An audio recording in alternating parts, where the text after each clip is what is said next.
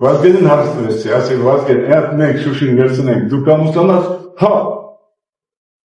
Ոչմ, այդ դարակ դեմ որ ղեկավարություններ Ղարաբաղում հասկանում են չայլը շուտ դենք շունենք, դնանոտեր շունենք, հիմի տեսեք ինչ այրան, մենք 72 ունենք պատրաստված ու հետո մի 7 ջոկատը նորից պատրաստում են, 5 մաս էինք բաժանված, այդ սաղ հրամանատարները եկան ինչ ասեն, ասեն Շուշին պետք է վերցնենք, Շուշին պետք է վերցնենք, դե ես ինչ ադեմ, բախտավոր մարդ չեմ, որ զինվորը տողում ստիպեց, ինչ եմ ուզում ասեմ, որ 72 հրամանատարները, 2500 զինվորները, սա ասեն, որ մենք Շուշին պետք է գծենք, պլանի կատարենք, հայտարարությունը հասկացնենք, ամեն ինչ պետք է անենք, Շուշին պետք է վերցնենք, Շուշին չվերցնենք, Ստեփանակերտ ու գյուղերը չեն եղնում։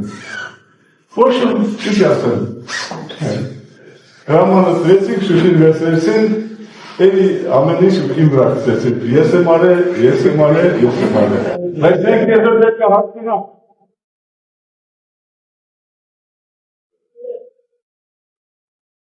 Ես ժողովուրդ սարել, հինի ապատուցեք ես կրիվը, ես 4 տովորվա կրիվը, ով իր հաղթանակը տարավ, մեր զինվորը, մեր սպաները, որ մեր թորներն են, հասկանում եք, մեր զինվորն է տարավ, մենք մի կեր հինի,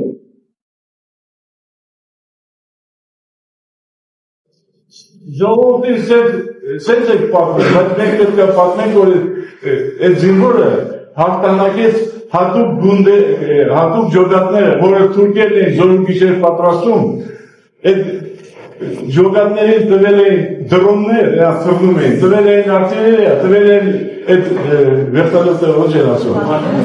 հատուկ վերտալյոտը պատրաստում են, իրեք երկիր են պատրաստում, իրակ այդպես տասերբատում են,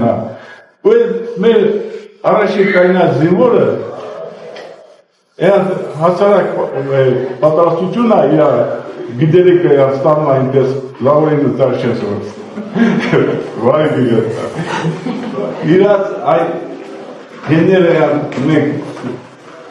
մեր ազատամարդ